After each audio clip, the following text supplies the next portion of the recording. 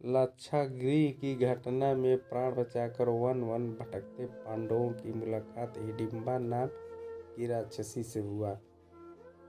यह भीम को पति रूप में प्राप्त करना चाहती थी। माता कुंती के आज्ञा से भीम और हिडिंबा का विवाह हुआ, जिससे घटोत्कच का जन्म हुआ। घटोत्कच का पुत्र बर्बरीक, जो अपने पिता से भी शक्तिशाली और मायावी था।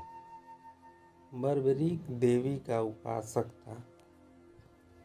देवी के वरदान से उसे 3 दिव्य बाण प्राप्त हुए थे, जो अपने लक्ष्य को भेद कर वापस लौट आते थे। इनकी वजह से बर्बरीक अजेय हो गया था। महाभारत के युद्ध के दौरान बर्बरीक युद्ध देखने के इरादे से कुरुक्षेत्र आ रहा था। श्री कृष्ण जानते थे कि अगर बर्बरीक युद्ध में शामिल हुआ तो परिणाम पांडवों के विरुद्ध होगा।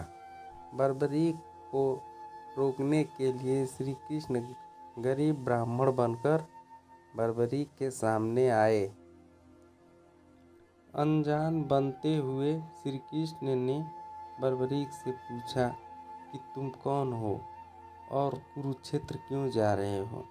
जवाब में बर्बरीक ने बताया कि वह एक दानी योद्धा है, जो अपने एक बाण से ही महाभारत युद्ध का निर्णय कर सकता है। श्री कृष्ण ने उसकी परीक्षा लेनी चाहिए, तो उसने एक बाण चलाया, जिससे पीपल के पेड़ के सारे पत्तों में छेद हो गया। एक पत्ता श्री कृष्ण के पैरों के नीचे था, इसलिए बाण पैर के ऊपर ठहर गया। श्री कृष्ण बर्बरीक की क्षमता से हैरान थे और किसी भी तरह से उसे युद्ध में भाग लेने से रोकना चाहते थे। इसलिए श्री कृष्ण ने बर्बरीक से कहा कि तुम तो बड़े पराक्रमी हो, मुझ गरीब को कुछ दान नहीं दोगे। बर्बरीक ने जब दान मांगने के लिए कहा तो श्री कृष्ण ने बर्बरीक से उसका शीश मांग लिया। बर्बरीक समझ गया कि यह ब्राह्मण नहीं कोई और है और वास्तविक परिचय देने के लिए कहा। श्री कृष्ण ने अपना वास्तविक परिचय दिया तो बर्बरीक ने खुशी खुशी शीश दान देना स्वीकार कर लिया। रात भर भजन पूजन कर फाल्गुन शुक्ल द्वादशी को स्नान पूजा करके बर्बरीक ने अपने हाथ से अपना शीश श्री कृष्ण को दान कर दिया।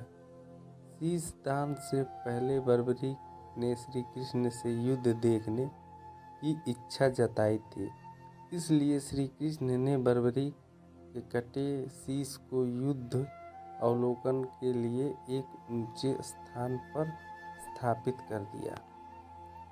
युद्ध में विजय श्री प्राप्त होने पर पांडव विजय का श्रेय लेने हेतु वाद विवाद कर रहे थे।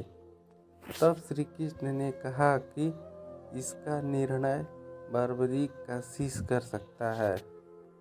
बर्बरीक के शीश ने बताया कि युद्ध में श्री कृष्ण का सुदर्शन चक्र चल रहा था, जिससे कटे हुए वृक्ष की तरह योद्धा रणभूमि में गिर रहे थे।